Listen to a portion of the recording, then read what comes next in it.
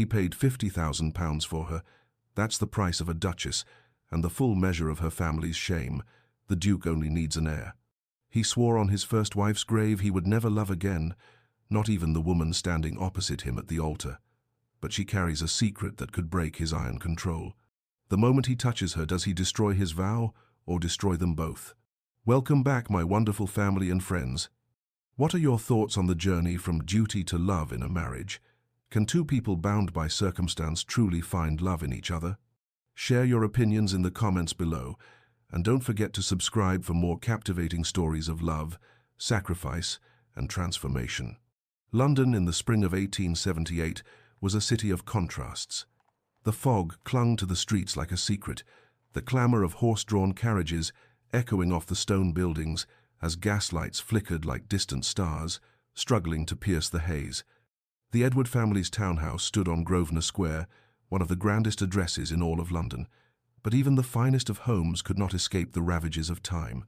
The Edward residence, once a beacon of respectability, was now a place that spoke of faded opulence.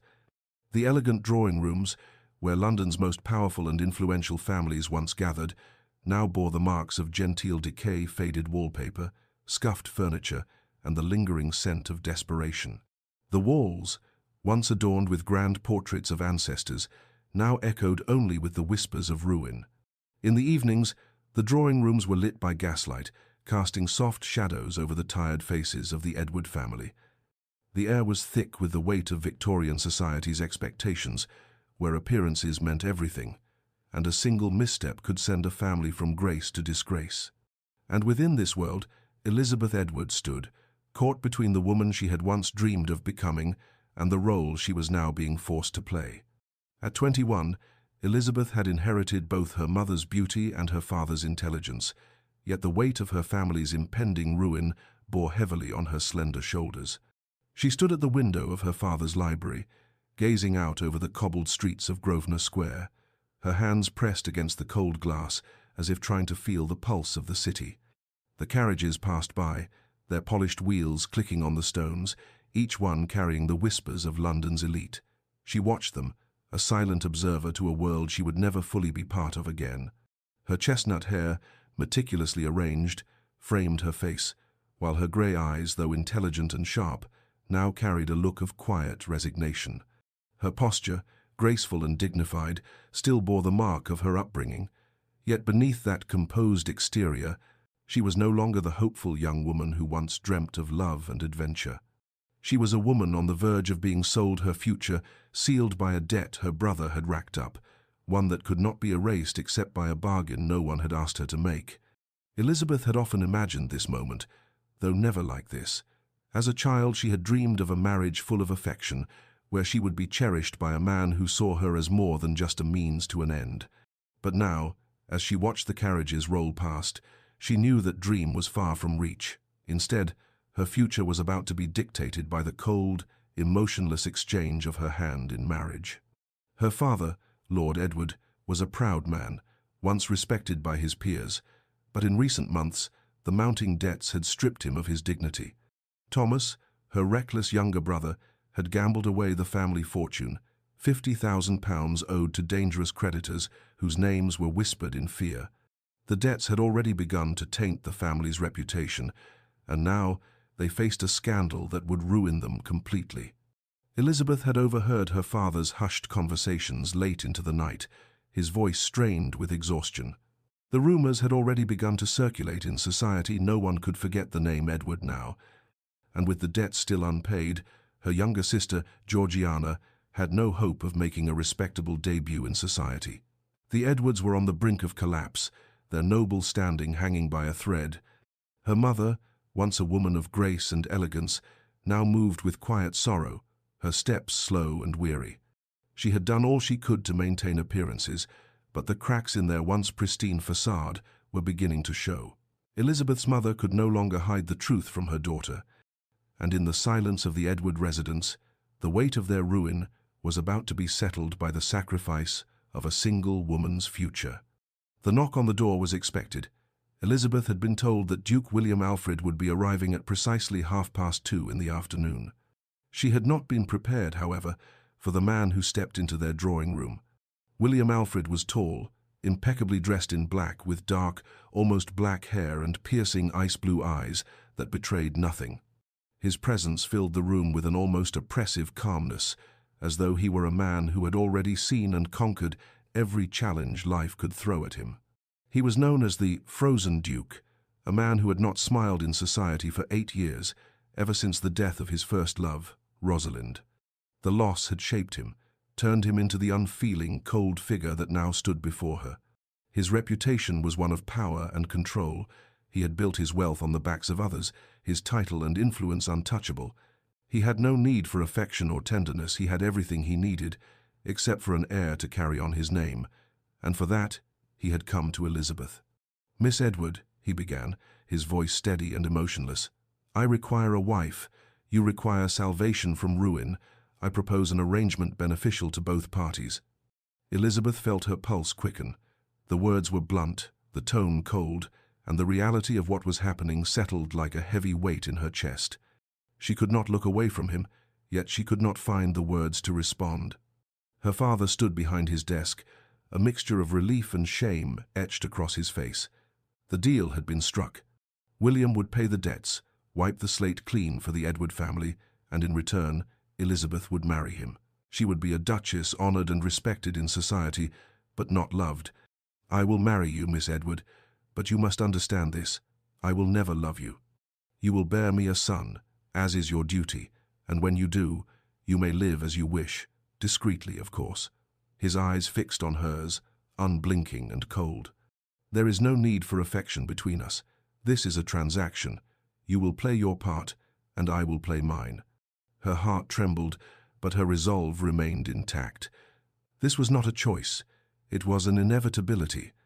And though the weight of his words sank deep into her soul, she knew that this was the only way to save her family. "Then we have an agreement," William said, his voice devoid of any warmth. "I will settle the debts, and in return, you will become my wife.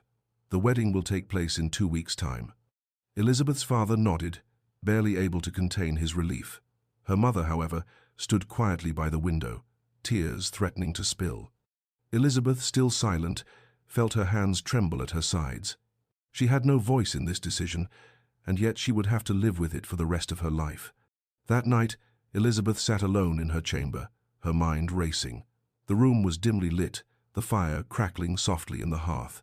She had always dreamed of a love that would sweep her off her feet, of a man who would cherish her, not simply use her as a pawn in a game of aristocratic survival. But those dreams were long gone. She thought of Georgiana, who would never have a chance at a respectable marriage now. She thought of her parents, who had given so much of themselves to maintain appearances, only to watch it all crumble in the face of financial ruin. And then, she thought of herself trapped in a marriage to a man who would never love her, who would never see her for who she truly was. But there was no other option. Elizabeth stood and walked to the window, her eyes searching the darkness beyond.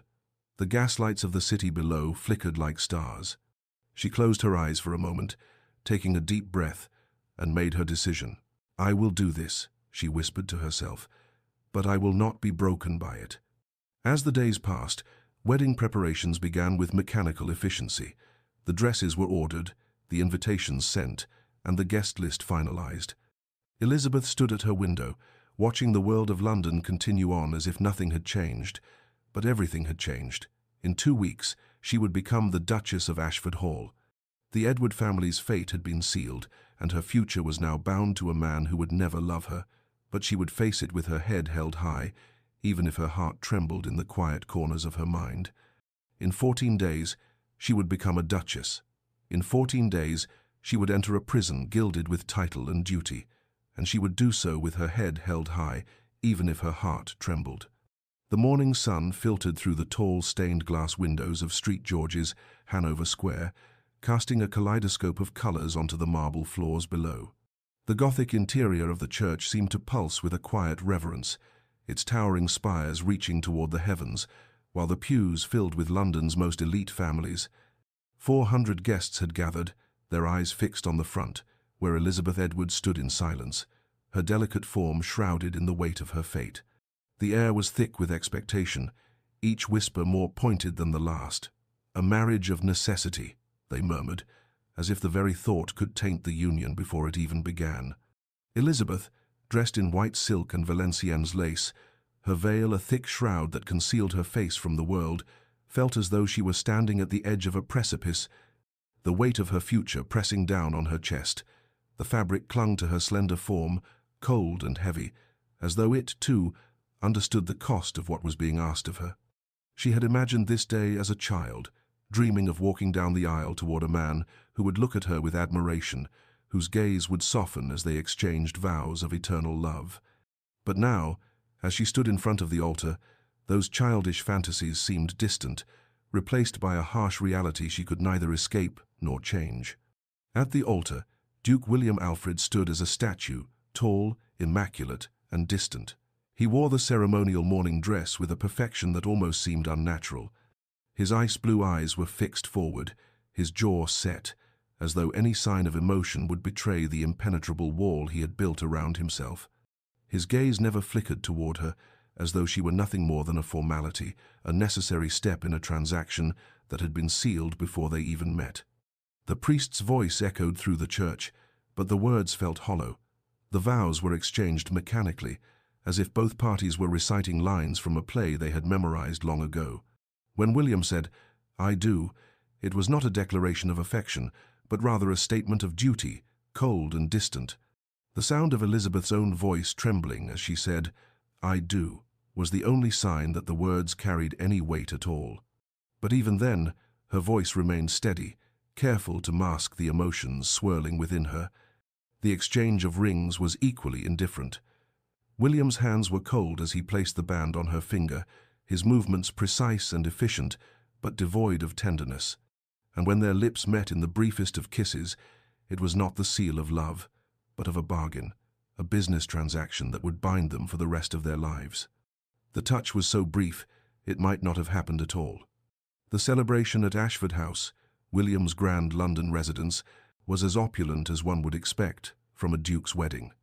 Crystal chandeliers dripped from the ceilings, casting shimmering light over the ballroom, and servants moved like ghosts, their presence barely noticeable as they carried trays of champagne and canapés. The hum of quiet conversations filled the air, but there was no joy to be found in the room, only the calculated politeness of aristocratic society. As Elizabeth and William stood side by side, the eyes of society turned toward them, some with curiosity, others with judgment. She could feel their gaze like a weight upon her, their whispers slicing through the air like 1,000 blades. She smiled, of course, as was expected of her, but the smile felt hollow, like an actor playing a role she had not chosen. William remained distant, standing beside her but as far away as if he were a continent apart. His attention was fixed elsewhere on his business associates, the latest fashion trends, the next deal to secure his power and influence. Elizabeth was little more than an accessory, a necessary part of his social standing, and nothing more. Her performance was flawless. She played the role of the dutiful duchess, gracious, poised, and elegant, while her insides twisted with the pain of what she had just committed to. She was now married to a man who would never love her, a man who had made it clear that she was nothing more than a vessel for his title, a woman who would bear him an heir and then fade into the background of his life. The carriage ride to Ashford Hall, William's country estate in Hampshire, was as silent as the marriage itself. The wheels of the carriage creaked as they rolled over the cobblestones, and the only sound between them was the rhythmic clopping of the horses' hooves. Elizabeth sat across from William, her gaze fixed on the passing streets of London, which slowly gave way to the rolling green hills of the countryside. The silence was oppressive, and Elizabeth's thoughts were a whirlwind of confusion and despair. William, on the other hand, was immersed in his own world. He read through documents, occasionally glancing at her but never speaking. His indifference was a stark reminder of how little he thought of her, of how little she mattered in the grand scheme of his life. The journey seemed endless, and the longer they traveled, the more Elizabeth's sense of isolation grew. This was her life now, silence and duty, nothing more. When they finally arrived at Ashford Hall, Elizabeth could not help but feel a shiver of foreboding. The estate was vast and beautiful, its Gothic architecture rising up from the lush grounds like a monument to power and wealth. But despite the beauty, there was an undeniable coldness to the place, as if the very walls were built to guard against warmth, against human connection. As they entered the grand foyer, the staff was lined up to greet them, their expressions polite but distant. The housekeeper, Mrs. Dawson, greeted Elizabeth with kind eyes, but there was an unmistakable air of formality that left no room for warmth. Elizabeth was shown to her chambers separate from William's, of course at the opposite end of the hall. The room was spacious, its stone walls lined with heavy tapestries and dark wood furniture. It was magnificent, but it felt like a prison. As the door clicked shut behind her, Elizabeth sank onto the edge of the bed. She was now the Duchess of Ashford, a woman bound by duty to a man who would never love her. The weight of her new title pressed down on her chest, but it was the silence that overwhelmed her the most. She was alone in a strange, cold house, married to a man who had not once shown her the kindness of a stranger. That evening, after dinner, Elizabeth was called to William's private study. The house was quiet now, the only sound the soft crackling of the fire in the hearth. She entered the study wearing a simple nightgown and wrapper, expecting nothing more than a brief conversation before she retired for the night. But when she saw William standing before the fireplace, still fully dressed, his glass of brandy in hand, she knew something was different. "Come in, Elizabeth," he said, his voice as cold and formal as ever. He didn't look at her as she entered, his gaze fixed on the fire. The room was dark, the shadows cast by the low light of the fire seeming to deepen the distance between them. He turned to face her, his expression unreadable. "We should establish the terms of this arrangement clearly, Elizabeth," he said, his use of her name still distant and formal. "I married you because I require an heir. My title demands continuity. The Duchy of Ashford has passed from father to son for 12 generations. That line cannot end with me." He paused, taking a slow sip of his brandy before continuing. "You will perform your duty as Duchess. You will manage the household, represent the family in society, and in time, you will bear my son." Elizabeth remained silent, her heart pounding in her chest. She had known this marriage was a cold arrangement, but hearing the words spoken aloud made them all the more real. "When that duty is fulfilled, you may live as you wish discreetly, of course. I will not interfere with your life, and I expect the same courtesy." His eyes met hers, his expression hardening. "I want you to understand why I can offer you nothing more. I loved once Miss Edward Elizabeth. Her name was Rosalind. The story that followed was a tragic one. Rosalind had been his first love, a woman he had adored with everything he had. But their love had been secret, forbidden, and ultimately deadly.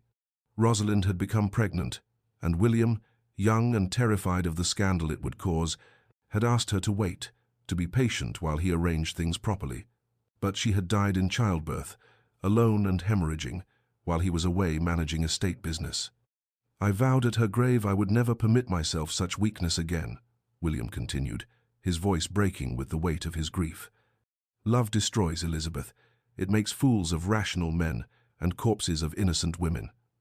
He set down his brandy, the glass clinking softly against the wood. "I will not love you. I cannot. It is not cruelty, it is preservation. For both of us." William turned toward the door, his back to her now. "You may rest tonight.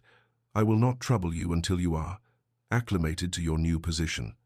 Elizabeth stood frozen in the doorway, not with fear, but with something far more profound, understanding. This man was not a monster, but a man so broken by grief that he had sealed his heart away, convinced that love would only bring destruction. She spoke softly, her voice steady, though her heart ached. "You think this protects me, Your Grace? This distance?" William paused, his hand on the door handle, but he didn't turn around. "You have built a fortress around yourself, but fortresses are prisons too, for both the keeper and the kept." He didn't respond, and after a long moment, he left the study.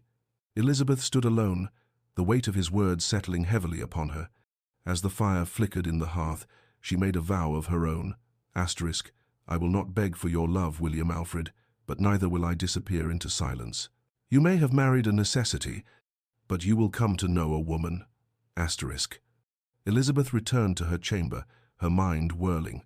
She didn't cry, she was beyond tears.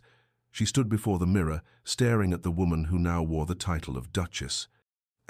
Wife, to a ghost of a man. But she would not fade into the shadows of his grief. She would find a way to live, to exist, and to make him see that she was not a necessity, she was a woman. And this marriage, this cold arrangement, was not the end of her story. It was only the beginning. In the silence of the night, Elizabeth made a promise to herself. Asterisk, I will not be broken. Asterisk. Spring had turned to summer in 1878, and life at Ashford Hall settled into a cold routine. The days passed in silence, and the grand estate, with its soaring spires and vast grounds, became an almost suffocating monument to the distance between Elizabeth and her husband. The heat of the season pressed against the windows, but inside there was only the persistent chill of unspoken words and unresolved emotions. Elizabeth's mornings began in solitude. She rose early, as she always had, her chambers bathed in the soft light of the rising Sunday. The warmth of the room could not quite thaw the coolness that had settled in her heart. She had breakfast alone, the silence of the grand dining room, a stark contrast to the bustling mornings she had once imagined as the Duchess. William, having already eaten and departed for estate business, was never there. His absence was felt more keenly with each passing day, a void that seemed to grow larger despite his physical presence in the house. The routine was predictable morning correspondence, meetings with Mrs. Dawson about the household matters that Elizabeth was now responsible for. The staff, though respectful, remained distant. They had not yet formed the bond she had hoped for, and she could not help but notice the subtle whispers that followed her wherever she went. In the afternoons, Elizabeth would take walks through the sprawling grounds of Ashford Hall. The gardens, though beautiful, felt like a labyrinth, endless paths of manicured hedges and climbing ivy that seemed to trap her rather than set her free. She would walk for hours, her mind drifting between the responsibilities of her new life and the aching loneliness that crept up on her with each step. The birdsong and rustling leaves did little to ease the weight in her chest. Evenings brought the same cold routine. William would return to the house, and the two would dine together, but conversation was always limited to the practical matters of the estate. "How are the tenants today, Your Grace?" Elizabeth would ask, her voice steady and composed. "Well enough," William would reply, his tone flat, as if the words themselves held no significance. And with that, the silence would settle back between them, the space at the dinner table stretching like an insurmountable divide. No questions about her day, no attempts to engage with her as more than a mere figurehead. She was the Duchess, and that was enough. In those early months, Elizabeth began to understand William's distance. He was not cruel, he was meticulous, almost obsessively so, in ensuring her comfort. Her chambers were furnished with the finest pieces, crystal chandeliers, velvet drapes, and silk-covered furniture, but they were empty, as though designed to impress her rather than to welcome her. Her allowance, which William had ensured was transferred to her personal account, was generous enough to buy half of London. She could have purchased any luxury she desired, but it was all rendered meaningless without someone to share it with. Yet despite the opulence, William never asked about her preferences. He did not inquire about the way she liked her rooms arranged or what colors pleased her eye. He had provided for her needs, but nothing more. Elizabeth began to notice the small, telling signs of his detachment. He would make arrangements for her comfort, setting up meetings with Mrs. Dawson, ensuring she had everything she needed, but he never took the time to learn about her, to ask about her life or her thoughts. His concern was always logistical, never emotional. He was present, but absent, a shadow sharing her house. She had married a man who, though physically there, remained an enigma, locked away behind the fortress of his past. In the midst of her isolation, Elizabeth began to connect with the staff. Mrs. Dawson, the housekeeper, had grown fond of her. The older woman's eyes were kind, and she often took the time to check in on Elizabeth, ensuring that she had everything she needed. But it was the whispers of the staff that told Elizabeth the most. "They say she's kind, our Duchess," one of the footmen had remarked to another in the hallway. "Shame the Duke can't see it." The words stung, but they were not without hope. Elizabeth won the loyalty of the staff through her genuine kindness. She learned their names, asked after their families, and took the time to listen to their concerns. Slowly, they began to warm to her, offering quiet support where William remained indifferent. There was an unspoken belief among the staff. Asterisk, perhaps she'll thaw him yet. Asterisk. But Elizabeth knew better. The distance between herself and William was not something she could change. It was a wall built from years of grief and emotional pain that she could not touch. Yet, she couldn't help but wish that, somehow, she could bridge the gap. She could see him, really see him, beneath the cold facade, but it was as though he were too far removed from life itself to notice her at all. The season was in full swing, and Elizabeth found herself dutifully attending balls, operas, and dinner parties with William. They were always seen together, but always apart. As they moved through society, their interactions were limited to the smallest pleasantries. The frozen Duke and his forgotten Duchess, society had begun to call them. It was cruel, but it was also true. Elizabeth played her role flawlessly, gracious, poised, the perfect aristocratic wife. She smiled, greeted their guests with charm, and answered questions about the estate with the confidence expected of her position. Yet inside, the loneliness continued to grow. She was trapped in a gilded cage, her every move watched and scrutinized by society, yet none of it felt real. William, for his part, remained an enigma. He never once showed affection, never once sought her out at these gatherings.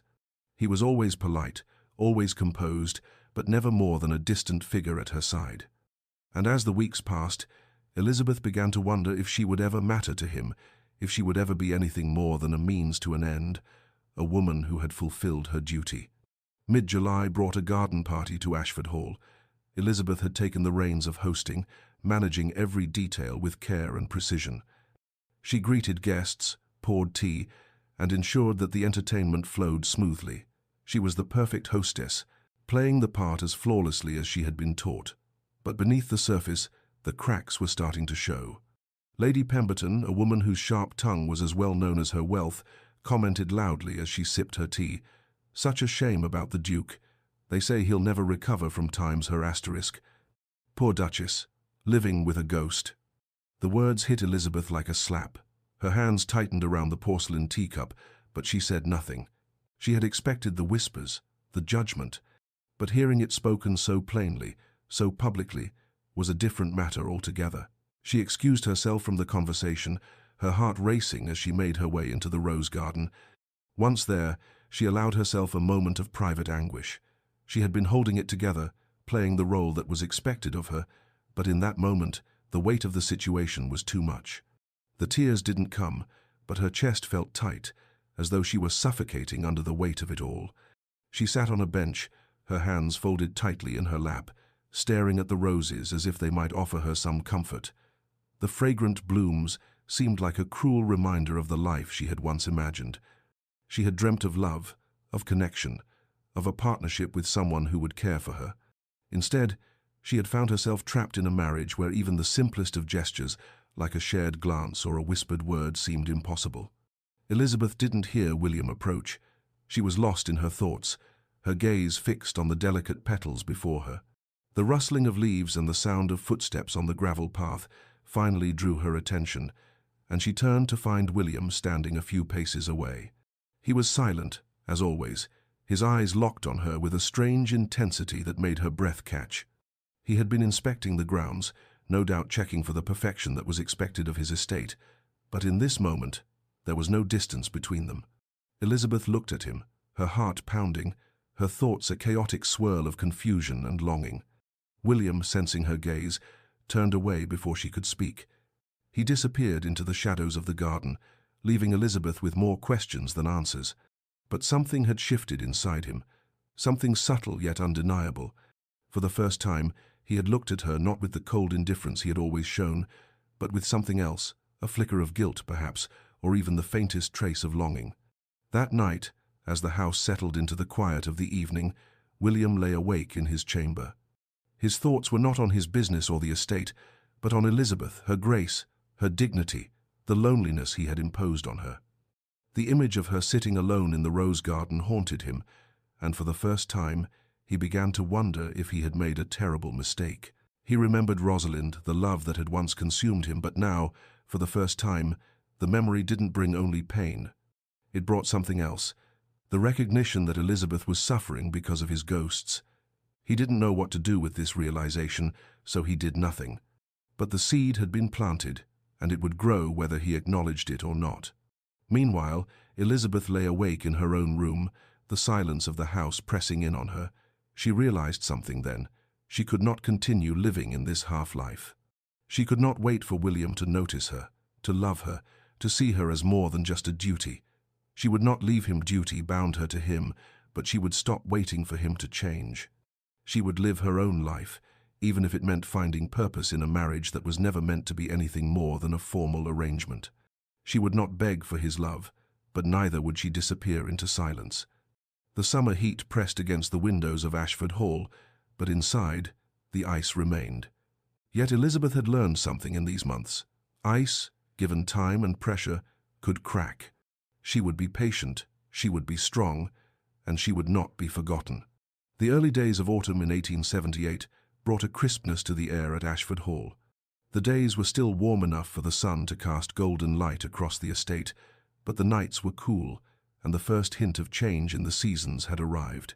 It was a time of transition, and William Alfred, ever the pragmatist, saw it as an ideal moment to host a hunting party. "We shall have a gathering this weekend," William announced one morning over breakfast, his voice as indifferent as ever. "The season calls for it, and our neighbors will appreciate the courtesy." Elizabeth glanced up from her plate, meeting his cold, unreadable gaze. She had spent months navigating the rigid boundaries of their marriage, growing accustomed to his formality, his distance, but the thought of hosting a party, of being scrutinized by society, once again filled her with a quiet dread. Yet, as always, she said nothing. "Very well, Your Grace," she replied, her voice composed. It was the closest thing to a compliment he had given her since their wedding. She had done well with the preparations, he had said. The words lingered in her mind, bittersweet. The invitations were sent out, and soon the sprawling estate was buzzing with the excitement of aristocratic guests from across England. The men would hunt, of course shooting pheasant and deer across the sprawling grounds. The women would gather in the drawing rooms, sipping tea and gossiping as they waited for the men to return. It was the perfect blend of tradition and spectacle, where the lives of the titled were put on display for the world to see, their every move scrutinized. Elizabeth had been raised for this life, raised to be the perfect duchess, yet with every passing day it felt more like a gilded cage. This party, this gathering, would be no different. She would smile, converse, and endure. But it was becoming increasingly clear that no matter how much she performed, her place beside William would remain a quiet, distant one. By the time the weekend arrived, the estate had been transformed into a hub of activity. Servants scrambled to prepare, tables were laden with extravagant feasts, and a string quartet played in the background to set the tone of elegance. Ashford Hall, with its towering Gothic spires and dark, imposing walls, was the perfect backdrop for the gathering of London's elite. The guests began to arrive, stepping from their carriages with practiced grace. Lord and Lady Pemberton, the Duke of Somerset, and Lord Thomas Ashby, William's friend from university, were among the first to enter the grand hall. The men were eager to talk business and hunt, while the women quickly found their places in the drawing rooms, sitting primly and waiting for the next round of gossip to unfold. Elizabeth performed her role as hostess with practiced perfection, greeting each guest with the poise expected of a duchess. But behind her smile, the whispers were already beginning.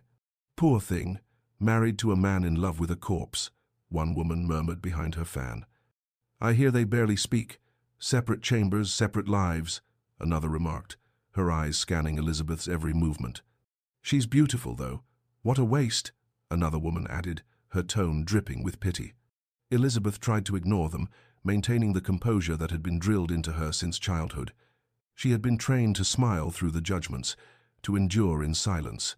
But inside, the weight of the whispers pressed against her like 1,000 invisible hands. She could feel them, the subtle slights that sliced through the air, each one a reminder that she was trapped in a marriage where her value was measured by her duty, not her heart. As afternoon tea was served in the drawing room, the guests settled into their familiar roles, sipping their tea, discussing the latest fashions, and gossiping about the scandalous news of the day.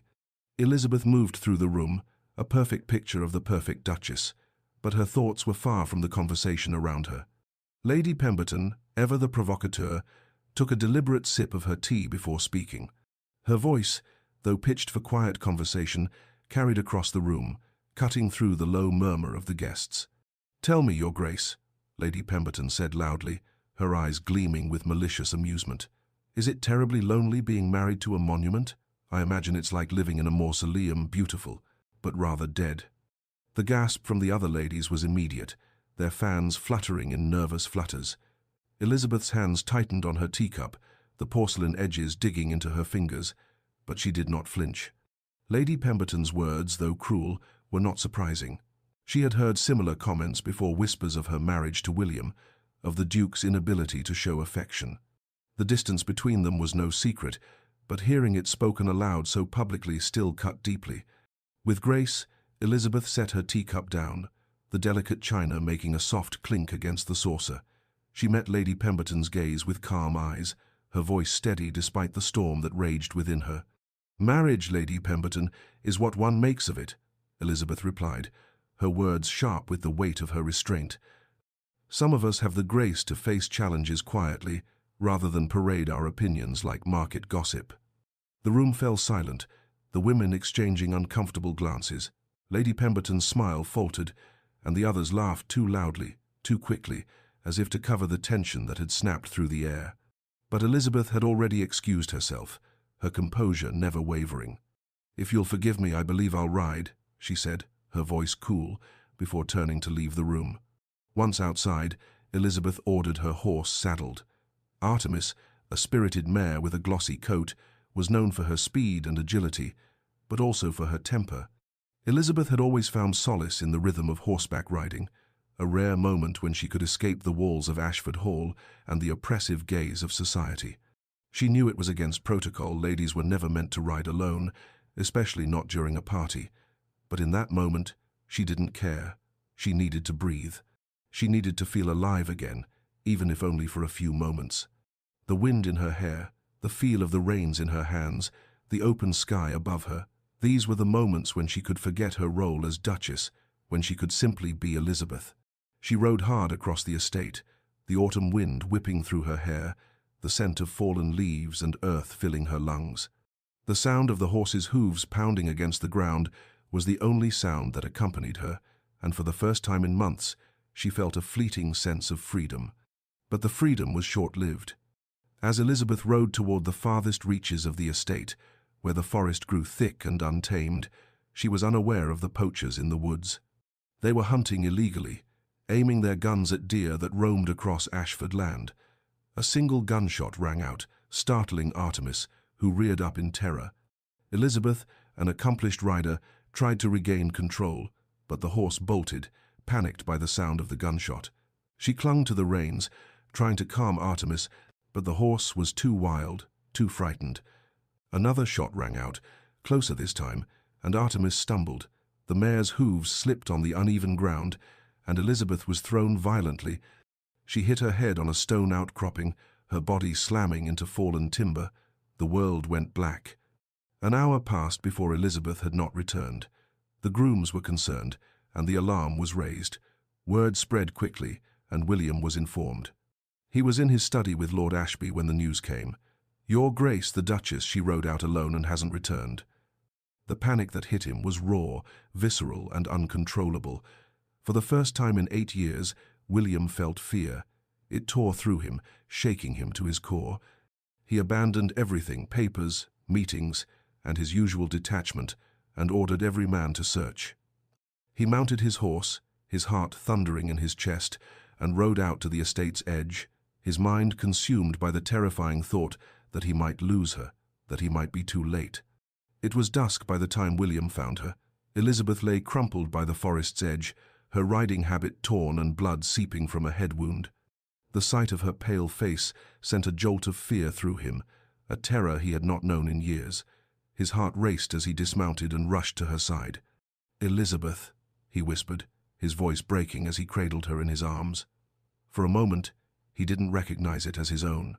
She was so still, so lifeless, that he feared she was already gone. His hands trembled as he checked for a pulse. It was faint, but it was there.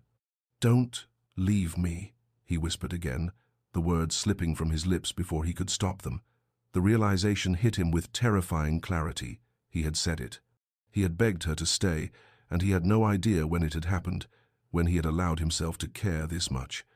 He scooped her up in his arms, carrying her back to the house, his heart still racing, refusing to let anyone else touch her. Elizabeth was carried to her chambers, unconscious and bruised. The doctor was summoned from the village, and his diagnosis was grim: concussion, broken ribs, severe bruising. "She needs rest, Your Grace, and prayer. The next few days will tell." William stood at her bedside, staring at her too pale face. The hunting party had been forgotten, and the guests, awkwardly departing, left Ashford Hall in silence. William refused to leave her room. He stood motionless, his mind reeling. He had vowed never to feel again. But watching her lie so still, his own heart beating wildly in his chest, he realized with terrible clarity he had already broken that vow, and he had no idea when it had happened. The room was heavy with silence, broken only by the soft sound of Elizabeth's shallow breathing. William sat in a chair beside her bed, watching her with a stillness that mirrored the coldness of the room. The flickering candlelight cast long shadows on the walls, the soft crackle of the fire, the only thing offering any warmth. Mrs. Dawson had brought him food, but he hadn't eaten. His stomach churned with a mix of concern, guilt, and something else a-stirring that he couldn't name. "You should rest, Your Grace," Mrs. Dawson had suggested kindly, her voice thick with concern. "You've been here since she arrived. Perhaps a few hours' sleep might do you well." But William had refused, his voice firm. "No, I will stay." He had never been one for indulgence, least of all in his own comfort. His whole life had been built on duty, on maintaining control, on shielding himself from anything that could undo him. But now, sitting in the dimly lit room with Elizabeth lying so still, he realized that everything he had built, every wall, every defense, was crumbling before him. He was no longer in control. His eyes never left her face. As the hours passed, the lines of her features became more familiar to him, too familiar. The curve of her cheek, the delicate arch of her brow, the slight part of her lips as she slept. It was almost as if he were memorizing them, committing them to memory as though they were something worth holding on to. He didn't understand it. How had she become so familiar to him in such a short time? When had he started seeing her differently? When had she stopped being just his wife, his duty, and become something more? His breath caught in his throat, but he quickly swallowed the thought. He was being foolish. He would not allow himself to feel anything for her. He would not. The second night brought more than just the usual quiet. Elizabeth's fever spiked, and she began to thrash restlessly in her bed. Her brow was slick with sweat, and her breathing was shallow, uneven. William stood at the foot of her bed, staring down at her, torn between the impulse to call for the doctor and the desire to remain close, to somehow protect her from the fever that raged within her. The doctor had warned him earlier, the fever must break, or the consequences could be severe. But William could do nothing but watch. He had always felt powerless in the face of illness, a helplessness that reminded him too sharply of the past, of Rosalind's death, of how he had failed her when she needed him most. His heart clenched, but he forced himself to breathe steadily. Asterisk. This is not the same, asterisk, he reminded himself. Asterisk. Elizabeth is not Rosalind. Asterisk. Elizabeth's delirium took hold in the dead of night. Her body writhed against the sheets, her whispers incoherent and frantic. Her hand reached out, grasping at the air as if searching for something, someone. William leaned closer, his heart racing as he tried to make sense of her mutterings. "Don't leave me, please. Don't leave me in the darkness alone," she whispered, her voice trembling with fear. Her fingers curled into empty space, as if she were reaching for something that wasn't there. Without thinking, William reached out, his fingers brushing hers. He had never been one to show physical affection, not since Rosalind, not since he had locked his heart away. But in that moment, something inside him gave way. He took her hand, his grip firm, though tentative, as if the very act of holding her hand might make her real again. Her fingers responded, curling around his with surprising strength, as though she had been waiting for him all along.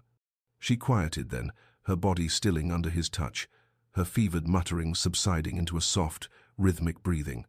For the first time in days, the air in the room seemed to settle, and William felt the tension in his chest loosen. The night stretched on, and William didn't let go. His thumb traced the lines of her hand, the gesture soft, almost hesitant. He stayed there, by her side, as though something in him had unlocked something buried deep beneath layers of fear and grief. For 3 days and nights, William remained at her side. He held her hand through the feverish haze, through the quiet moments when she drifted in and out of consciousness. He spoke to her in a voice that was awkward at first, filled with the discomfort of unfamiliarity, but with time, he found himself speaking with growing ease. "I don't know if you can hear me, Elizabeth," he said on the second night, his voice rough with the strain of unspoken emotions. "I don't know if it matters, but I find myself compelled to speak." At first the words were nothing more than fragments, mundane thoughts, passing observations, but as the hours stretched on, the words became more honest, more open than he had ever been in his life. "I never thought I'd say any of this aloud. I never thought I'd let anyone see this side of me. But here we are." He paused, watching her face for any sign of recognition. "When Rosalind died, I shut myself off from everything, from feeling, from caring. I thought if I felt nothing, I could protect myself, and I thought I could protect others too. But I was wrong."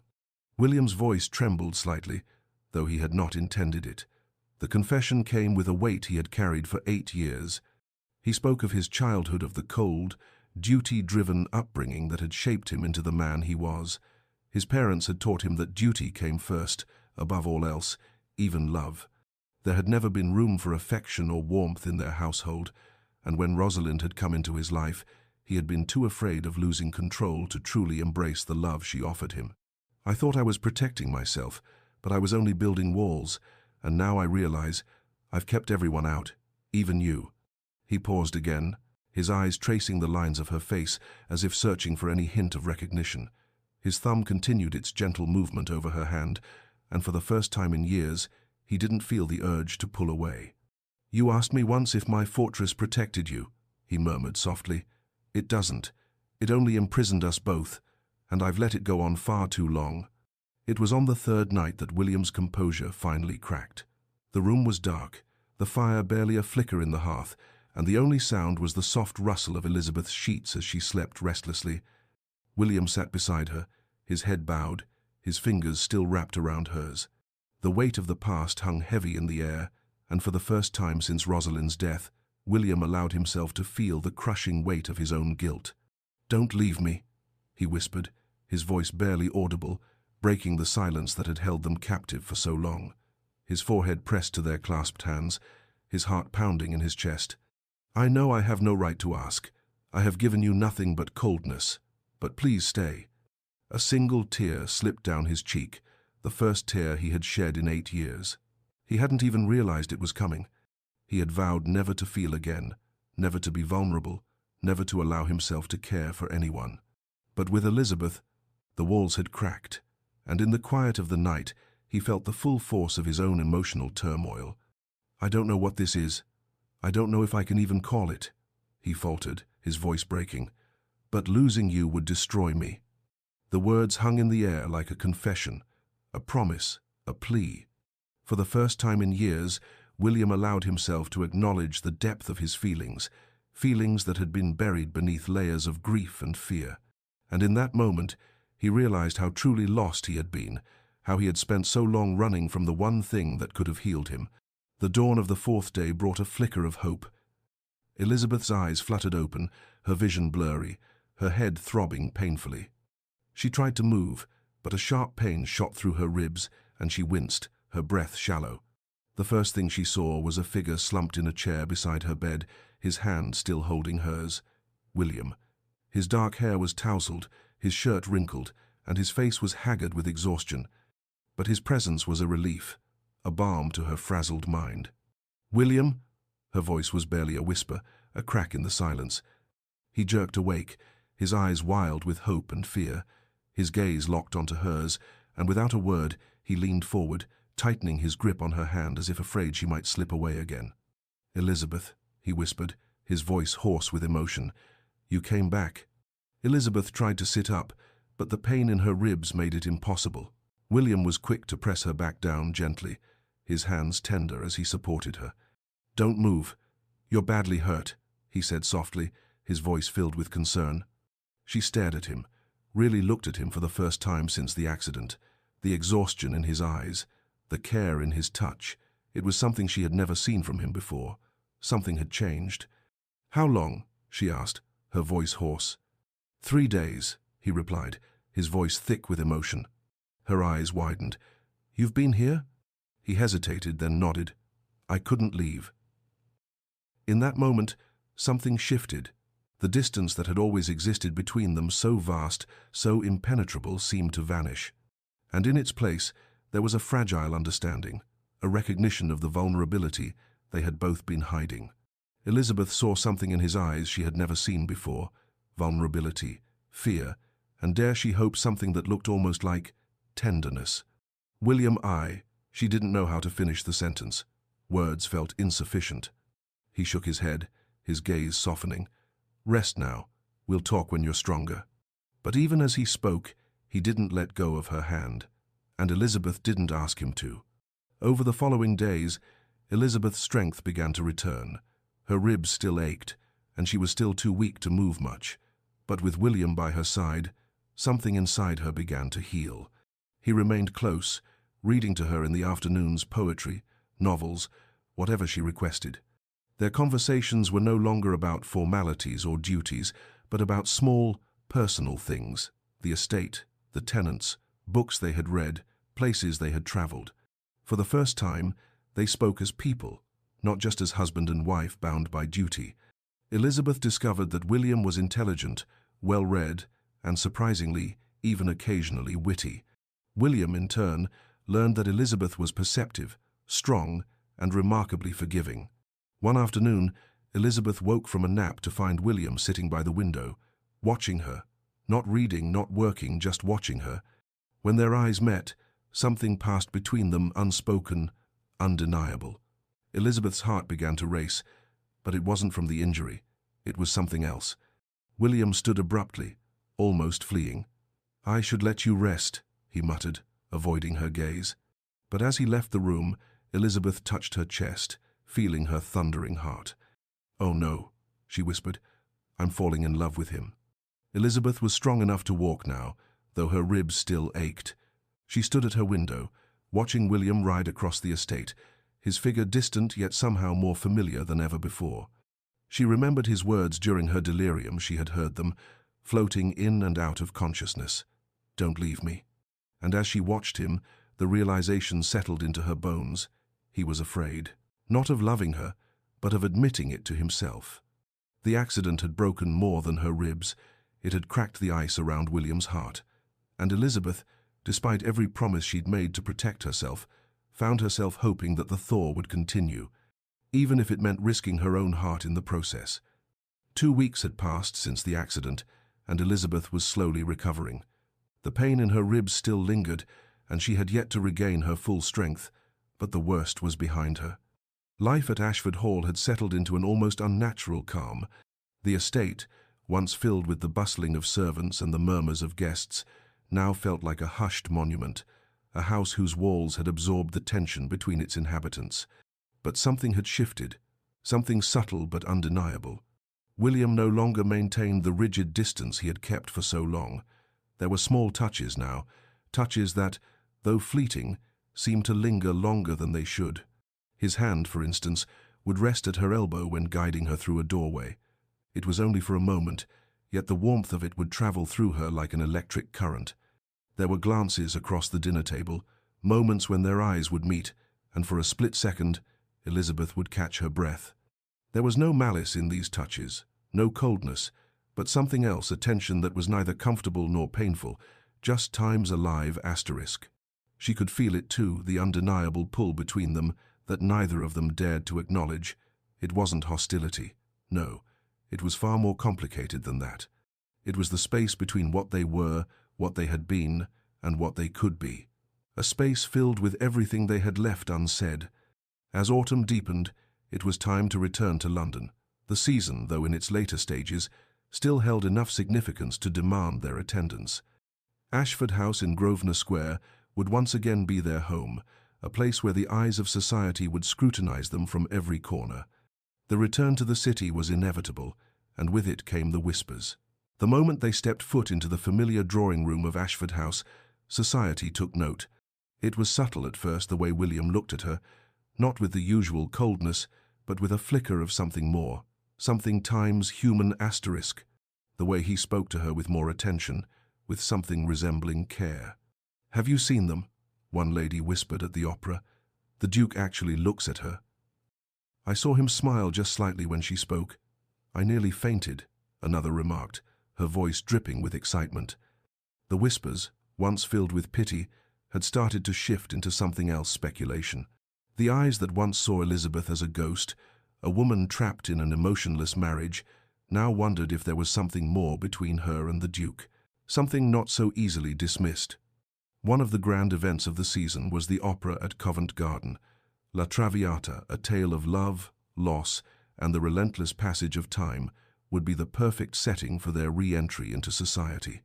Elizabeth wore a gown of deep sapphire silk, the color rich and regal, complemented by sapphires at her throat, gifts from William, given without ceremony, but chosen with care. She knew the gesture wasn't an attempt at affection, but rather another offering to ensure her place in the world he controlled. And yet, as she dressed, she felt a flicker of something warm, something that might have been gratitude or perhaps a longing for something she couldn't name. They sat in the Ashford box, the most coveted seat in the house, visible to all of London. The performance began, but Elizabeth found herself distracted by something more than the music. She leaned forward slightly, captivated by the aria that filled the hall, her expression softening, her eyes bright with the intensity of the emotion. William, for the first time in what felt like an eternity, was not watching the stage. His gaze was fixed on her.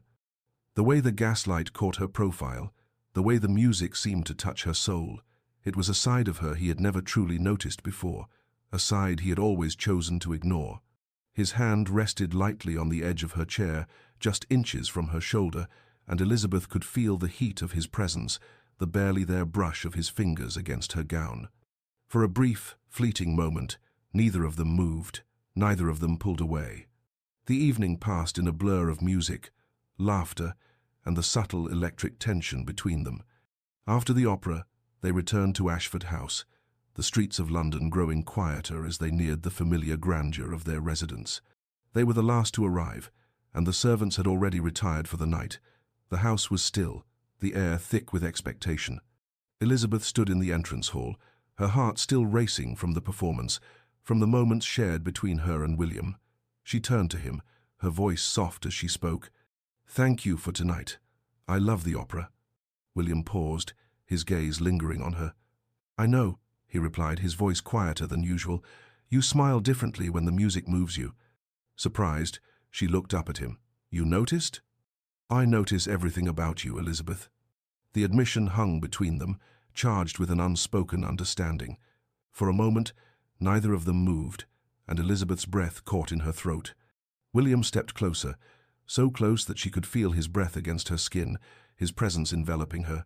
His hand reached toward her face, his fingers hovering just inches from her cheek. In that brief, suspended moment, Elizabeth thought he might kiss her. She closed her eyes, waiting for the touch, the spark that would change everything. But then, with an almost imperceptible shift, he stepped back. "Good night, Elizabeth," he murmured, his voice strained. Before she could respond, he turned and walked away, his footsteps echoing in the silence. Elizabeth stood frozen, her heart pounding in her chest. The tension between them had reached its peak, and in the blink of an eye, it had shattered, leaving her standing alone, trembling, aching with want. That night, Elizabeth paced her chamber, her mind a chaotic whirlwind of confusion and longing. She had felt it, the near kiss, the crack in the wall he had built around himself, but it was not enough. Not nearly enough. He had come so close, and yet he had stopped, pulling away before anything could change. She knew the truth now. She was falling in love with him, completely, irrevocably in love with her husband. But what was he feeling? He still clung to his vow, his fear, his past. He still kept her at arm's length, still refused to acknowledge the pull between them. Should she pursue him? Wait? Protect herself from the inevitable heartbreak? She didn't know. She truly didn't know. Her maid, Sarah, entered the room, noticing her unrest. "Are you well, Your Grace?" Elizabeth stopped, her chest tight. She smiled weakly. I don't know, Sarah. I truly don't know. William, too, struggled in silence. That night, in his study, he poured himself a glass of brandy, his hands shaking slightly as he lifted the glass to his lips. He had almost kissed her. He had wanted to, desperately. But Rosalind's ghost, always there, always whispering, held him back. You destroyed me, she seemed to say. You'll destroy her too. He downed the brandy, poured another, and downed that too. His mind raced, his thoughts tangled between the woman in his bed and the woman he had lost. But deep down, he knew he could not continue like this. He was suffocating, and so was Elizabeth. Lord Ashby visited him the next morning, finding him uncharacteristically dishevelled. You're in love with her, Ashby said bluntly, his voice cutting through the tension that had settled over William. I can't be, William replied, his voice hoarse. Why? Because you vowed never to feel again. That's the stupidest thing I've ever heard you say, William, and you've said some remarkably stupid things. William's eyes darkened. I'll hurt her. I hurt everyone I love. You're hurting her now, Ashby shot back. With this distance. A week later, the Countess of Montrose's ball took place. It was the event of the season, 500 guests from every corner of society. Elizabeth wore a gown of emerald green, the colour vibrant against her porcelain skin. The diamonds she wore had been passed down through generations, a family heirloom, but they felt heavy now, like a reminder of the marriage she was trapped in. William could barely look away from her. She was breathtaking. They danced, for the first time since their wedding. A waltz, slow, intimate, and fraught with unspoken tension. His hand rested at her waist, hers on his shoulder. They moved in perfect synchronization, but the space between them was palpable. You dance beautifully, he murmured. So do you. I didn't know. You never asked. You never offered. There was a pause, and then, almost as if he had been waiting for the right moment, he spoke again. I'm offering now, Elizabeth, for whatever that's worth. Her heart skipped a beat. What are you offering, William? He didn't answer, couldn't answer. The music ended, and they parted, but something had been said even in the silence. Later that night, Lord Ashby asked Elizabeth to dance. William watched from the sidelines, his jaw tight as Ashby charmed her with his usual ease. Elizabeth laughed genuinely, her eyes sparkling in a way that William had never seen before. A feeling surged within him, something unfamiliar and violent, jealousy. It was possessive, irrational, and pure. When the dance ended, William was there immediately. My wife needs refreshment, he said, his tone brooking no argument. Ashby grinned knowingly. Of course, Your Grace. William escorted Elizabeth to the terrace, away from the prying eyes of the ballroom. The cool November air was a welcome relief, but the tension between them was palpable. Are you well? Elizabeth asked, sensing something off in his demeanor. You seem jealous, William finished, his voice harsh. Her eyes widened. Of Ashby? Of any man who makes you smile, which is absurd, I know. I have no right. William. I broke my vow, Elizabeth. The words spilled out of him, raw and unfiltered. I told you I would never love you. I've broken that vow so thoroughly I can barely remember making it. Elizabeth's heart stopped. What are you saying? I'm saying that watching you nearly die destroyed me. I'm saying that every moment since, I've been trying to resist something inevitable. I'm saying... A noise from the ballroom interrupted them, and the moment shattered. They returned inside, nothing resolved, but everything changed. That night, Elizabeth couldn't sleep. He had almost said it, almost confessed, but almost was torture. She realized she couldn't continue in this limbo. Either he committed to this marriage truly, or she must find a way to survive without hope. The fog pressed against the windows of Ashford House, thick and suffocating. Inside, desire and denial warred in silence. The ice had cracked, but would William allow it to melt completely? Or would he forge new walls, higher and colder than before? Elizabeth didn't know, but she knew she couldn't wait forever. Something had to break. It was a chilly December morning when Elizabeth sat in the drawing room at Ashford House, sipping her morning tea. The low hum of activity in the house was familiar to her now, servants bustling about, the soft scrape of footsteps in the hallway, the occasional murmur of a distant conversation. It had been a few weeks since their return from Ashford Hall, and the house had settled into its usual rhythm. Elizabeth, still recovering from her accident, had been steadily resuming her duties, though she had yet to regain her full strength. The weight of her marriage and the delicate balance of her life with William still hung over her, but for the first time, she had begun to find solace in her daily routine. The stillness of the morning was interrupted by the sharp sound of the butler's voice, announcing, "Lady Constance Hartley." Elizabeth froze. The name struck her like a bolt of lightning. Rosalind's sister. She had heard whispers of Constance over the years, the woman who had once been William's great love, the woman whose memory had cast a shadow over their marriage. A woman who, by all accounts, had never quite let go of the past. Her pulse quickened as Constance entered the room. She was beautiful, her mourning attire still black after all these years, though the fashionable cut of her gown indicated that she had not forsaken society's standards. Constance's eyes, sharp and calculating, flickered over Elizabeth before settling on her with a practiced smile. "Your Grace, how kind of you to receive me," Constance said, her voice smooth, but with an underlying edge. Elizabeth's instinct screamed at her. This woman was dangerous. Elizabeth rose from her chair, her gaze steady but her stomach tight. "Of course, Lady Constance. It's a pleasure." Constance's smile didn't reach her eyes. Instead, it lingered with a hint of something more, something Elizabeth couldn't quite place but immediately knew she didn't trust. They sat in silence for a moment, the tea poured, the clink of the porcelain cups filling the space between them. Elizabeth's fingers wrapped carefully around her teacup, her mind racing. She had heard the stories about Constance, how she had never quite let go of William's memory, how she had tormented him from the shadows of his grief. But hearing it from the woman herself, it was an entirely different matter. "You're lovelier than I expected," Constance remarked, her voice casual, but the words like daggers. "I suppose that's why he chose you." Elizabeth set down her teacup, her hand steady despite the tremor that ran through her. "I'm sure I don't understand, Lady Constance." "Oh, I think you do," Constance replied, her smile turning cruel. "My sister was beautiful, too. It didn't save her." Elizabeth's blood ran cold at the implication. She had heard of the tragic circumstances surrounding Rosalind's death, but hearing it spoken so plainly by this woman, this sister who had lost everything, there was a chill in the air now, one that had nothing to do with the cold December wind.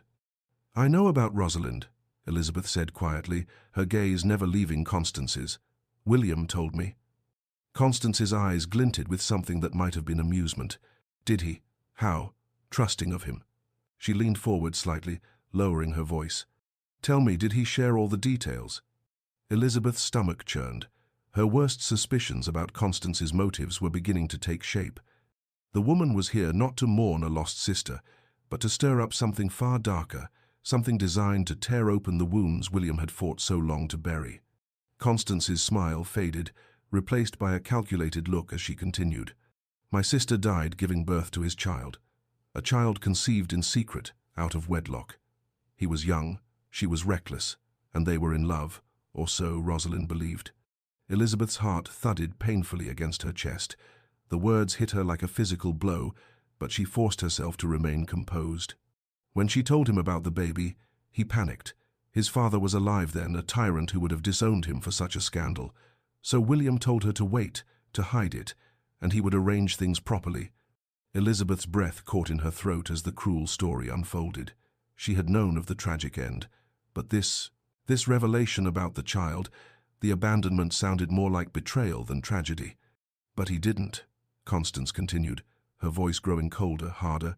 "He left her alone in a cottage on the estate, hidden away like shameful rubbish. When she went into labor, she was attended by only a midwife, not even a proper doctor. She hemorrhaged. She died. She called for him. She died calling his name. And William? He was in London, managing estate business, pretending she didn't exist." The room seemed to tilt as Elizabeth's blood ran cold. The man she had come to care for, had she truly come to love, was a man who had abandoned a woman in her time of need, who had left her to die alone while he carried on with his duties, his reputation. Elizabeth's hand clenched into a fist on the armrest of her chair. "Why are you telling me this?" she asked, her voice calm, though her insides felt as though they were being torn apart. Constance's mask dropped entirely then, revealing her true intentions. "Because I want you to know what he is," she spat, her words laced with venom. "A coward who lets women die to protect himself." Constance stood, preparing to leave, the last words hanging between them like a poison. "I've told you as a courtesy, Your Grace, because I'm going to tell all of London unless William pays me what I'm owed." "What you're owed?" Elizabeth asked, her voice a whisper, but her mind racing. £10,000, Constance replied smoothly, as if this were the most casual conversation. "For my silence. I've been collecting from him for years. Did you not wonder where his money goes? But I've grown tired of small payments. I want the full sum. By the end of the week." Elizabeth's mind spun. "And if he doesn't pay?" "Then at the Devonshire masquerade on Friday, I will ensure everyone knows the truth. The Duke's first love, pregnant and abandoned, dead because of his cowardice. Society will devour him. And you, dear Duchess, will be married to a pariah." The weight of her words hit Elizabeth like a slap, but she refused to show her shock. Instead, she rose from her chair, her voice steady despite the storm raging inside her. "You won't succeed," she said, her eyes narrowing. "You won't destroy him, not while I stand by him." After Constance left, Elizabeth felt the ground shift beneath her. She had to understand. She had to see the truth for herself. William was out, meeting with his solicitors, and Elizabeth took the opportunity to visit his private study. She had never entered it before, his domain, his fortress, but now she had to see for herself what had been hidden. She moved quickly, but with purpose, searching through his desk. There, in the drawers, she found a collection of bank drafts, payments made to Constance over the years, small amounts here and there, £500, £1,000, always marked as personal debt. But then she found something else, a drawer locked tight, but with the key sitting, unnoticed, on the desk. She hesitated for only a moment before unlocking it. Inside, she found letters that shouldn't have been there. The letters were from Rosalind to William, written before her death. Elizabeth should not have read them, she knew that. But something inside her compelled her to understand. What had really happened? What had William kept hidden? As she read, the truth began to unfold. Rosalind had been aware of William's fear, of his inability to act, but she had never blamed him. The final letter, written just days before Rosalind's death, was the hardest to read. Asterisk, "My dearest William, I do not blame you for this. Society has made cowards of us all. If I do not survive this, please know, I loved you, and I forgive you. Do not let guilt destroy you. Live, William, live for both of us." Asterisk. The tears came then, but they were not for Rosalind. They were for William, for the pain he had endured, for the love he had lost and never truly healed from. But now it was clear. Constance had been exploiting that guilt for years. Rosalind had forgiven him, but William had never forgiven himself. And now Constance was threatening to destroy him publicly, to use his guilt as a weapon. Elizabeth couldn't let that happen. That evening, when William returned home, Elizabeth was waiting for him in his study. The tension between them was palpable as she rose to face him.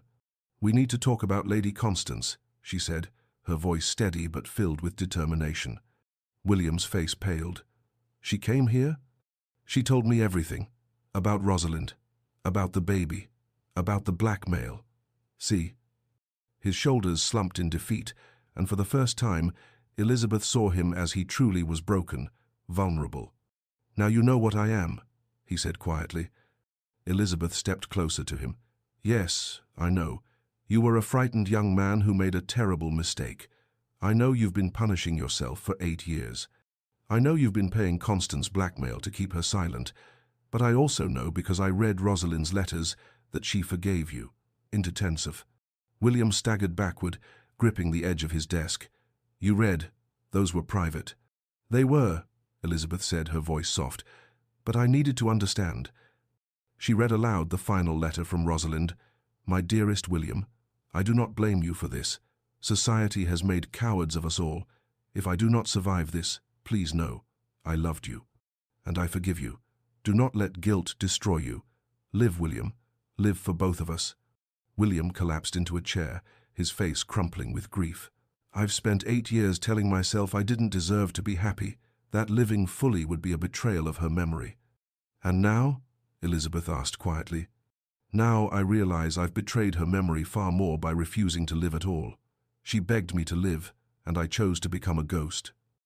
Elizabeth explained Constance's ultimatum, £10,000 by Friday, or public exposure at the Devonshire masquerade. William's first instinct was to pay. I'll pay it. I'll pay whatever she demands. No, Elizabeth said firmly. You won't. But the scandal. I understand perfectly. Constance has been extorting you for years, and you've let her because you believe you deserve punishment. But this ends, not with money, with truth. Elizabeth outlined her strategy. We don't hide anymore. We tell our story, your story, before she can weaponize it. William recoiled. At the Devonshire masquerade? In front of all of London? Yes, Elizabeth said firmly. At the Devonshire masquerade, we tell the truth. We speak as equals, as husband and wife. William wanted to refuse, but he couldn't. He knew she was right. You're right, he whispered. This ends now. The night before the ball, they prepared. Elizabeth wrote and rewrote her speech, reading passages to William, refining the language. William practiced hearing the truth spoken aloud, and with each practice, the weight of the past seemed to loosen. The morning of the ball came, and they were ready. Tomorrow, everything will change, Elizabeth thought, her heart racing. William will finally be forced to choose, and I will stand by him, no matter the outcome. No come to other life past. Friday arrived with brutal clarity, the night of the Devonshire masquerade, the grand event of the season.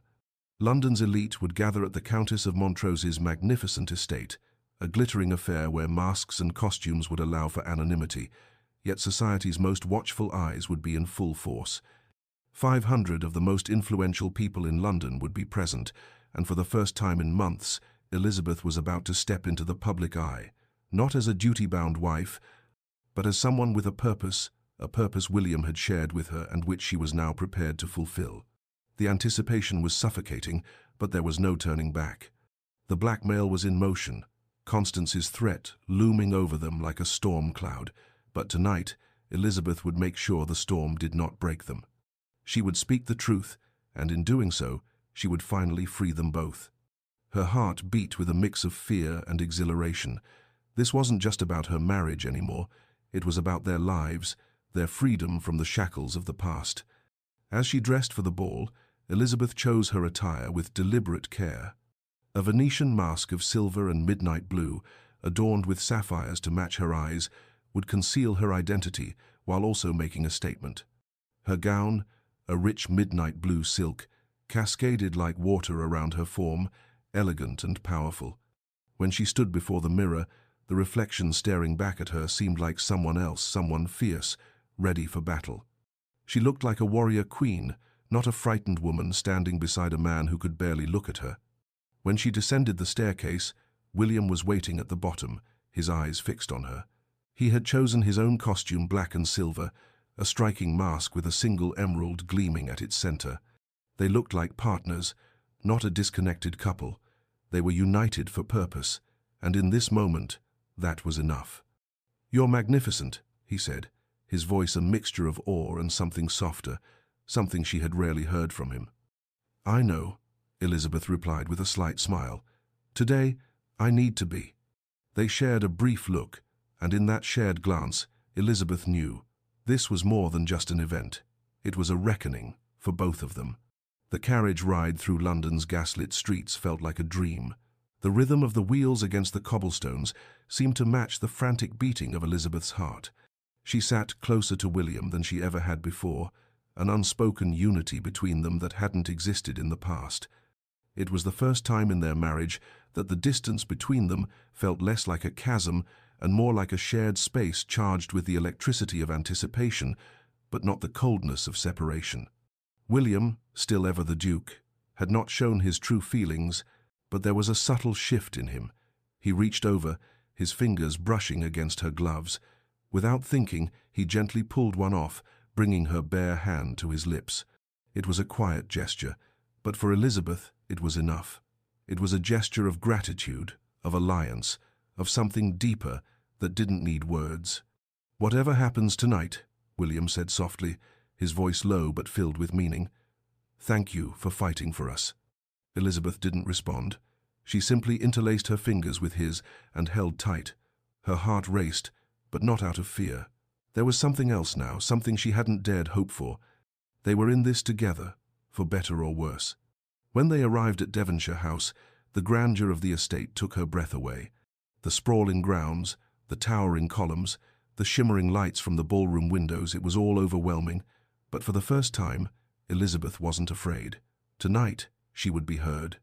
She would stand beside William, not as a silent observer, but as a force in her own right. "Ready?" William asked, his eyes searching hers.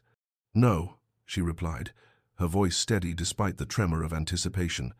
"But I'm doing it anyway." Inside the ballroom, the spectacle was beyond anything Elizabeth had imagined. Crystal chandeliers cast fractured light across the room, and the air was thick with the perfume of flowers that seemed to be cascading from every surface. The orchestra played a delicate waltz, its melodies intermingling with the soft murmur of society's most powerful figures.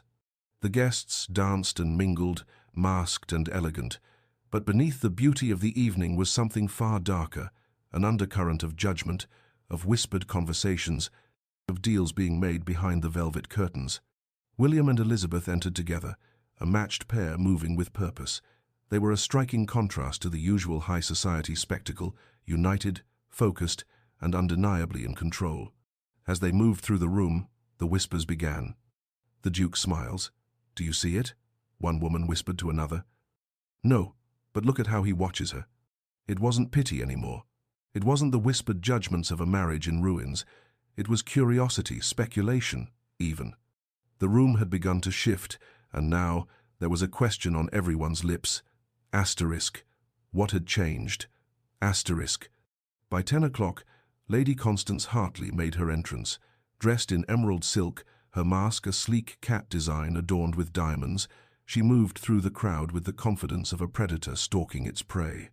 She made a beeline for William, finding him standing on a side terrace, away from the throngs of guests.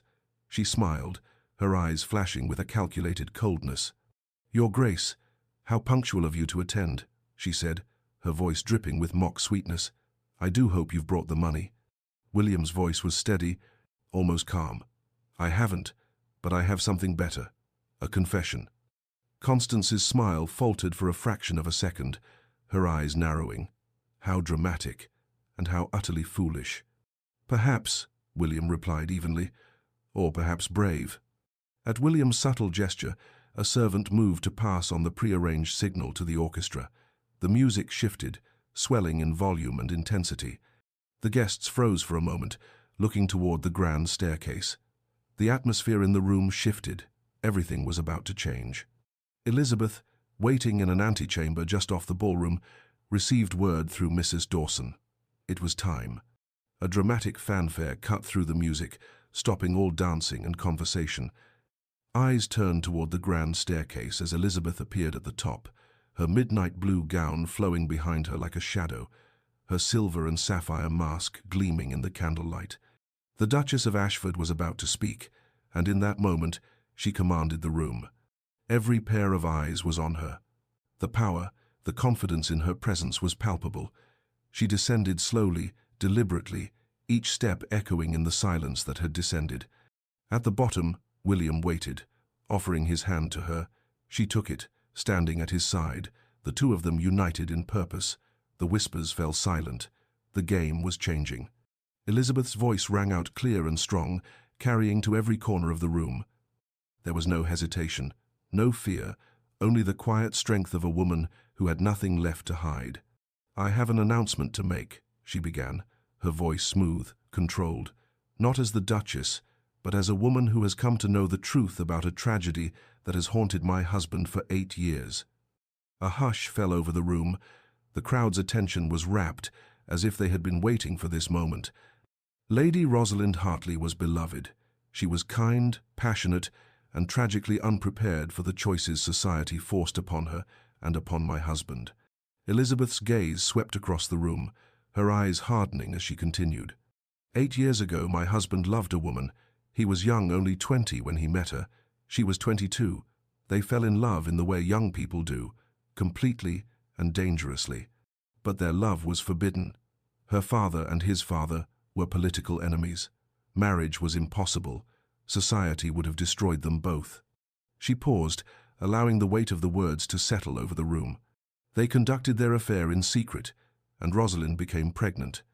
A collective gasp rippled through the crowd. When she told William, he faced an impossible choice: acknowledge the child and be disowned by his father, or ask her to wait while he figured out a way to handle it quietly. Elizabeth's voice softened. He chose the latter. He was afraid. He was young.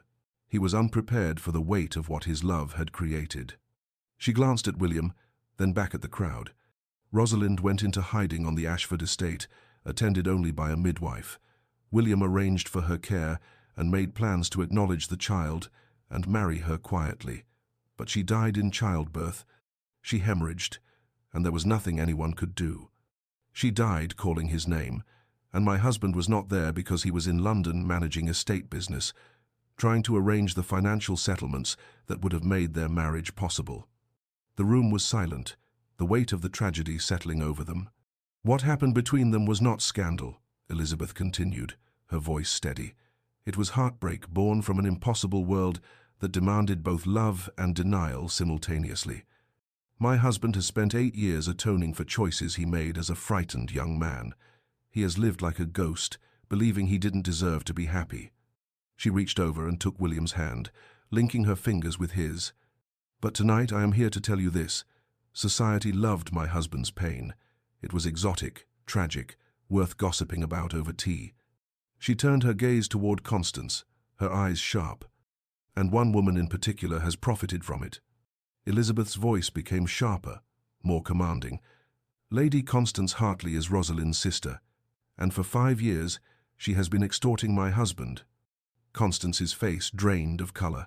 She made an attempt to move, but servants had subtly positioned themselves at her exit. The game was over.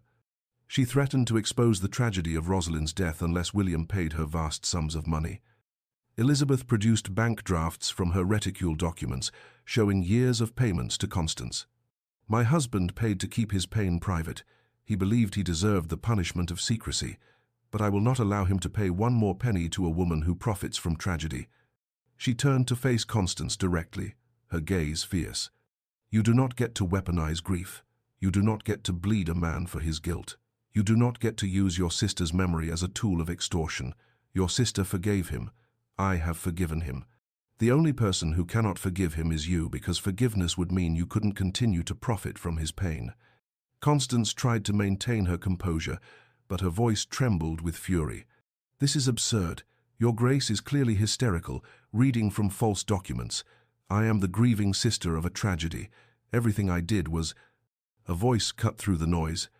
Lady Constance, I'm afraid the documents are quite authentic. Lord Ashby stepped forward, holding a sheaf of papers. He read aloud one particularly damning letter, a letter of extortion from Constance, demanding payment from William, threatening to expose the truth about Rosalind's death. The crowd shifted uneasily. The elegant sympathy that had been extended to Constance evaporated, replaced with disgust. Blackmail, a duchess whispered loudly. How utterly beyond the pale. Extortion of a peer? She'll face charges, another murmured. Elizabeth stood tall, her voice cutting through the whispers. I won't let this go on any longer. Constance, defeated and humiliated, made her way toward the exit. The staff parted to let her pass, but the whispers of society followed her every step. The music resumed, and as if by instinct, William reached for Elizabeth's hand. Without hesitation, she took it, and together they moved to the center of the ballroom. The crowd parted, and as they danced, Elizabeth felt the shift in the air. The tension had finally broken. I'm free, William murmured, his voice filled with awe. I feel free. Later, in the quiet alcove of the ballroom, William turned to Elizabeth, his eyes soft with gratitude. I don't know how to thank you, he said quietly. You've given me more than I ever thought I deserved. Elizabeth smiled, her heart full. You've already given me what I needed. You're not a ghost anymore, William, and neither am I. The ice had shattered, and for the first time, They were free.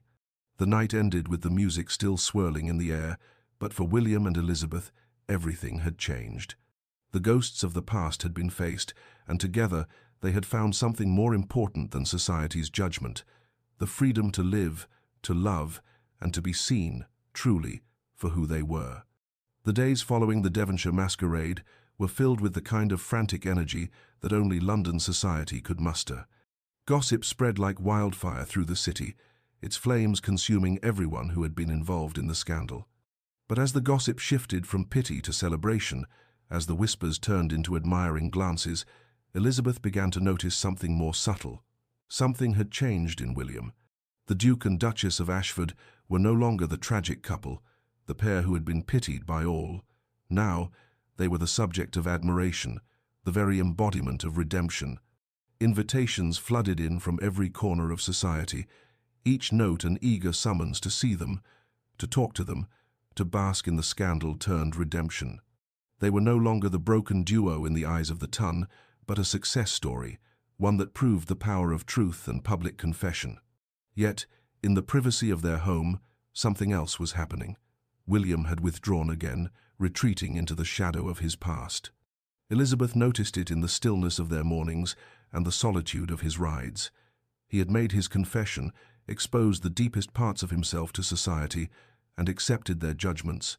But privately, he was struggling. He was caught between the joy of his newfound freedom and the terror that came with it. What did it mean to be free? To live without the weight of guilt? He oscillated between these emotions, unsure of how to reconcile the man he had been with the man he now wanted to be. The days stretched on, and William spent more and more time away from the house, riding across the estate alone, seeking solitude. Elizabeth didn't press him. She had learned to give him space when he needed it. She watched him, though, his eyes growing haunted as the days went by. She understood. His love for her was still tangled up with his fear, and fear, as always, was the thing that controlled him. William's retreat was not as cold as before, but it was just as isolating. He had begun to spend long hours alone in his study or out on the estate, wandering the grounds in search of something he couldn't find. His eyes grew darker with each passing day, as if he were searching for answers in the wind or in the trees, answers that never came. Elizabeth could sense his internal battle. He had broken down his walls in front of her once, but now they seemed to be building again, higher than before. He had confessed his love, but did he believe it? Did he truly understand what it meant to love without the fear of loss? In the evenings, William would return, exhausted, but still distant. He would sit in silence across from her at dinner, and though his eyes would occasionally flicker to hers, they never lingered long enough for her to feel truly seen.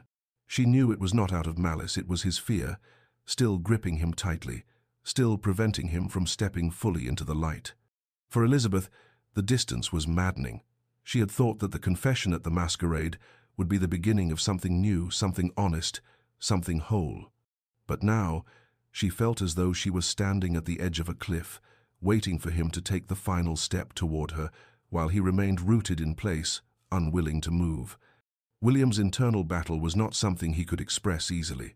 The terror he felt about loving her was a silent ache that gnawed at him constantly. He had spent years building walls, convincing himself that love was something that would only lead to pain. The death of Rosalind had cemented that belief. He had vowed never to feel again, but now, every time he looked at Elizabeth, every time her gaze met his, he was reminded of the very thing he feared: vulnerability. Asterisk, she risked everything for me. What if I'm not worthy of that sacrifice? Asterisk, he would think as he rode through the estate, the wind whipping past him, his mind racing with doubt. Asterisk, what if my love is destructive?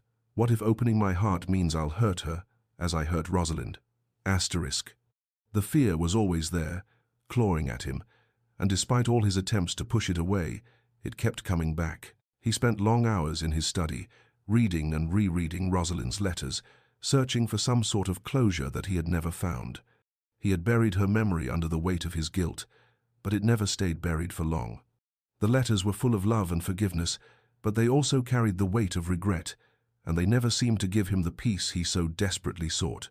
As the days wore on, his drinking increased. The brandy, once a rare indulgence, became a constant companion. He would down glass after glass, hoping to drown the gnawing sense of inadequacy that plagued him. But no amount of alcohol could erase the truth. He was terrified. Terrified of losing Elizabeth. Terrified of truly letting her in. Elizabeth noticed the signs, but she did not follow him. She had learned that sometimes people needed space to reconcile themselves with the truth. She let him struggle, but she also struggled with the silence that stretched between them. Every night she lay awake, wondering if she had made a terrible mistake in hoping for something more. Had his confession meant nothing? Was he retreating back into the fortress of his own making, leaving her standing outside? For 2 weeks, Elizabeth allowed him to retreat into his solitude. She kept her distance too, giving him the space he needed. She continued with her duties as Duchess, attending events, managing the household, but the emptiness she had once felt in her marriage grew. The servants whispered, and Elizabeth overheard them. The Duchess and the Duke are no closer than before. Whatever happened at that ball, it wasn't permanent. The words stung more than they should have. The isolation of their marriage had never felt more acute than now. She had hoped for a change after the masquerade, but it seemed as though William's confession had been little more than a fleeting moment, a brief surrender before he pulled away again. Elizabeth lay awake at night, staring at the ceiling, wondering if she had been foolish to think that one moment of truth could erase years of fear. Had she made a mistake? Should she have waited for him to come to her, to fight for their marriage, or had she already lost him? It was in the 2nd week that Elizabeth found the letter. She had no intention of snooping, no desire to invade William's privacy, but something led her to his study. She had gone to ask him something trivial, but when she found the drawer unlocked, her curiosity got the better of her. The letter was tucked neatly between the pages of a leather-bound book, addressed to her, "My dearest Elizabeth." The words struck her immediately. The letter was raw, unguarded, and painful. In it, William confessed his love in language that was almost desperate. "Here, asterisk, I love you so completely that I'm terrified of my own feelings. Asterisk." The words poured out in a jumble, each sentence more revealing than the last. Asterisk, "Every good thing I've touched has turned to ash. How can I believe you'll be different? How can I risk loving you when I know what loss feels like?" Asterisk. The letter ended mid-sentence, unsent, unfinished. It was as though he had been too afraid to write the final words. Asterisk, "I don't know how to be the man you deserve. I only know asterisk." Elizabeth's heart ached as she read the words. She could see the fear, the uncertainty in every line. He loved her, but he was paralyzed by the ghosts of his past. He was so afraid of losing her, so afraid of being vulnerable, that he couldn't even finish the letter. For the first time since the masquerade, Elizabeth felt truly hopeless. How could she reach him if he was still so buried in his past? But then, something shifted within her. She would not sit idly by, waiting for him to find the courage to love her fully. Elizabeth made a decision. She would go to him, not to demand anything from him, but to offer him a choice, one that he had to make for himself. She knew where he had been disappearing to. She knew the place where he had hidden his grief, his regret, his love for Rosalind. She would find him, and she would confront him not with anger, but with truth. She had waited long enough for him to come to her. Now, she would go to him. The following afternoon, Elizabeth quietly followed William when he rode out across the estate.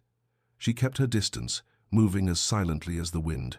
He didn't notice her at first, his back to her as he led his horse to a gate she had never seen before. She dismounted and followed him on foot, heart pounding with each step. Behind the eastern wall of Ashford Hall, hidden away from the rest of the estate, was a garden unlike the others. Overgrown but beautiful, it was a memorial garden, one that William had kept secret for 8 years.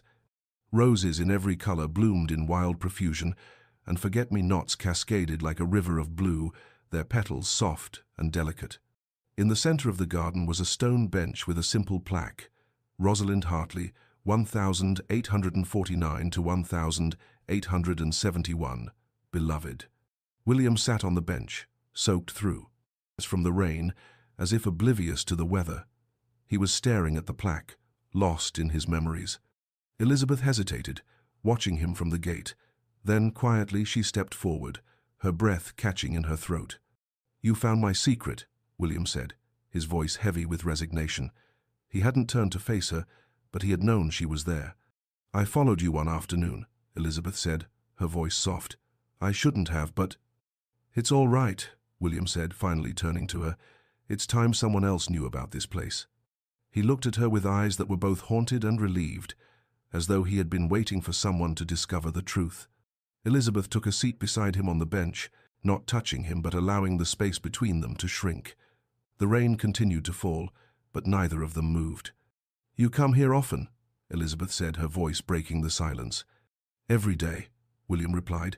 "For 8 years I've tended this garden, sat with my guilt, remembered what I lost." "And what you think you deserve to lose?" Elizabeth asked gently. William's eyes flashed with surprise, then soft understanding.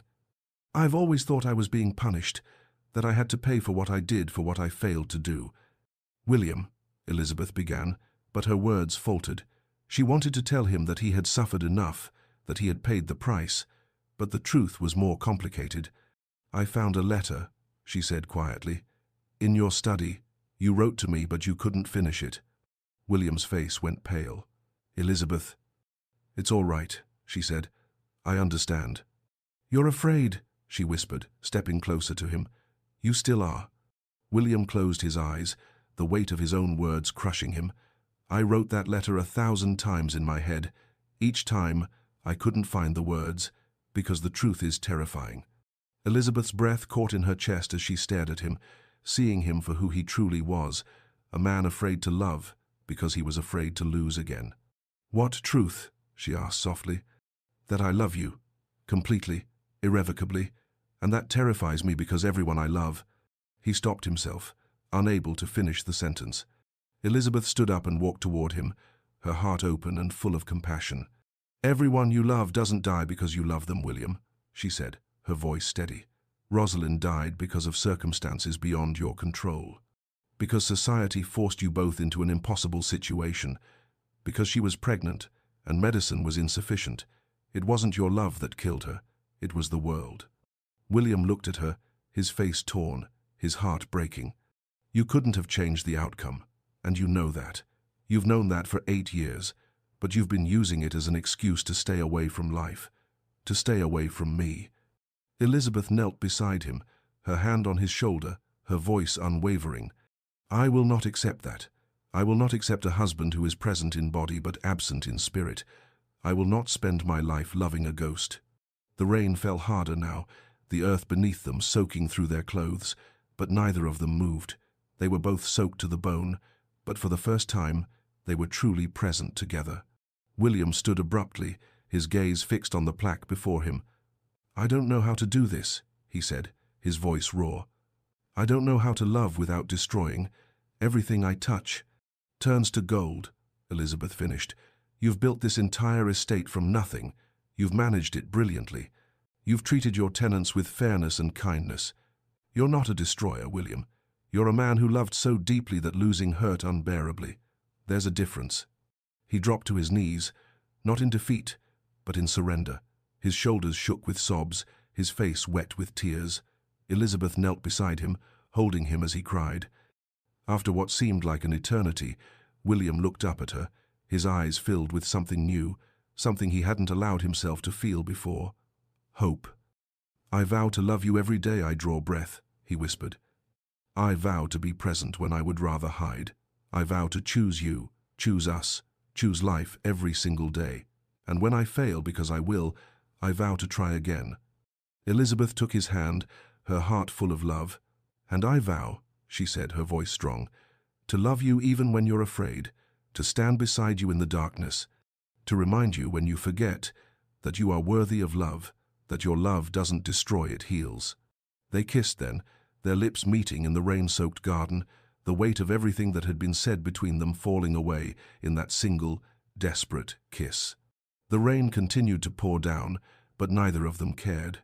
For the first time, they were free, free to love, free to live, free to be the people they had always meant to be. And in that moment, they both knew this was just the beginning. Thank you for joining me on this journey of love, redemption, and discovery. I hope this story resonated with you as much as it did with me. If you enjoyed it, don't forget to like, share, and subscribe for more. And if you're craving another powerful tale, check out the next video. I think you'll love it. See you in the next one.